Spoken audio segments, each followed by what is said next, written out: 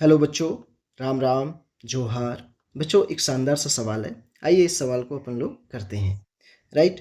तो ध्यान दीजिएगा यहाँ पे बच्चों, क्या बोला गया है सवाल में। बोला ये जा रहा है the instantaneous velocity of a particle moving in a straight line is given as v is equal to alpha t plus beta t square, where alpha and beta are constants.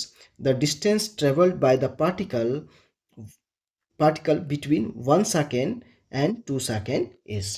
मतलब सिंपल साधारण भाषा में यदि मैं बात करूं तो ये बोला गया है कि एक पार्टिकल स्ट्रेट लाइन में ट्रेवल कर रहा है जिसका इंस्टेंटेनियस वेलोसिटी दे रखा है, और यहाँ पे जहाँ पे ये अल्फा और बीटा जो अपन का है इक्वेशन में देखेंगे तो जो क्या है, कांस्टेंट है। फिर बोला गया है distance travelled by the particle between 1 second and 2 second is. मतलब 1 सेकेंड और 2 सेकेंड के बीच में जो पार्टिकल डिस्टेंस ट्रेवल करेगा वो डिस्टेंस कितना होगा, क्या होगा, ये अपन को निकालना है। राइट। चलिए आइए सॉल्व करते हैं इस सवाल को बच्चों शानदार तरीके से। राइट ना। देखिए, सबसे पहली बात अपन को दिया क्या है, तो v इज इक्वल टू दिया हुआ है alpha t plus beta t square. Right ना। ओके। तो हम लोग जानते हैं क्या होता है, d s upon d t is equal to velocity, मतलब इंस्टेंटेनियस वेलोसिटी होता है। ये चीज़ आप समझ रहे हैं।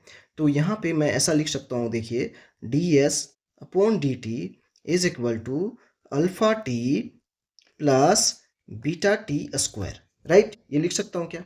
तो यहाँ पे थोड़ा सा ध्यान दीजिए, तो मैं ऐसा लिख सकता हूँ d s is equal to alpha t plus beta t square, है ना, इंटू डी टी लिख सकता हूँ। राइट।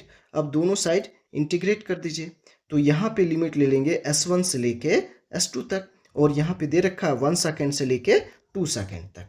राइट, क्या क्लियर दैट, यहाँ तक बात समझ में आई। अब इसमें देखिए, तो मैं इसका लिखूंगा, यदि डी एस का इंटीग्रेशन करूंगा तो क्या हो जाएगा, एस हो जाएगा, और यहाँ पे S1 से लेके S2 तक ले लूंगा, और यहाँ पे इसका इंटीग्रेशन करूंगा तो ये हो जाएगा, देखो alpha T square upon 2 plus यहाँ पे हो जाएगा बीटा टी क्यू अपॉन 3 हो जाएगा। राइट क्या, और लिमिट हो गया 1 से लेके 2 तक। ठीक है ना।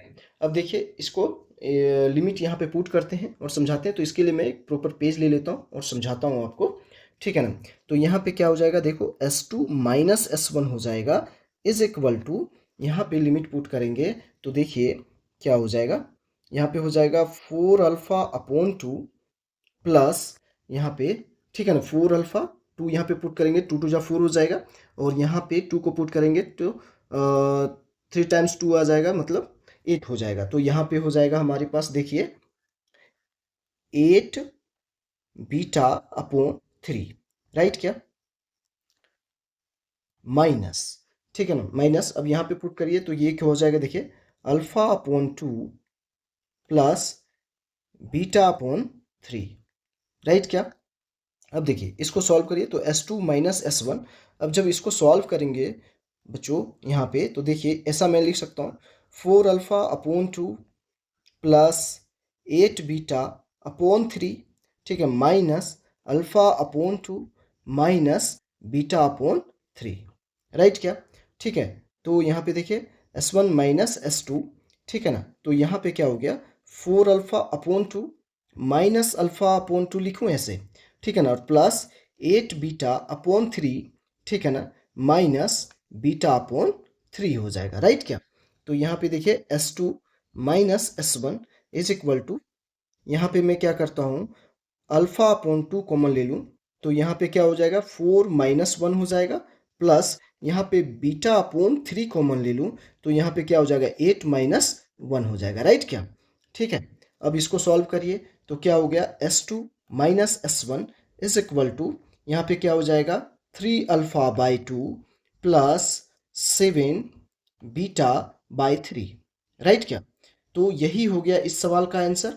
यहाँ पे एक बात को ये ध्यान रखना है बच्चों कि जो पार्टिकल है वो अपनी डायरेक्शन को चेंज नहीं किया है, तो जो डिस्टेंस होगा वही यहाँ पे डिस्प्लेसमेंट होगा। ठीक है ना। तो फाइनली हमारे पास आंसर जो आ गया, क्या आ गया, 3 alpha by 2 plus 7 beta by 3। Right क्या, क्लियर, यहाँ तक बात समझ में आई आप लोगों को, कोई दिक्कत बच्चों। ठीक है, यही इस सवाल का क्या हो गया, आंसर हो गया। तो यहाँ पे देख लीजिए अब ऑप्शन कौन सा यहाँ पे है। ठीक है ना। तो देखिए बी नंबर ऑप्शन 3/2 अल्फा प्लस 7/3 बीटा, यही है क्या? 3 अल्फा/2 यही है, 3 अल्फा/2 प्लस 7 बीटा/3, तो 7 बीटा/3, ठीक है ना? तो यही बी नंबर ऑप्शन यहाँ पे इसका क्या हो गया, करेक्ट हो गया। ओके बच्चों, थैंक यू।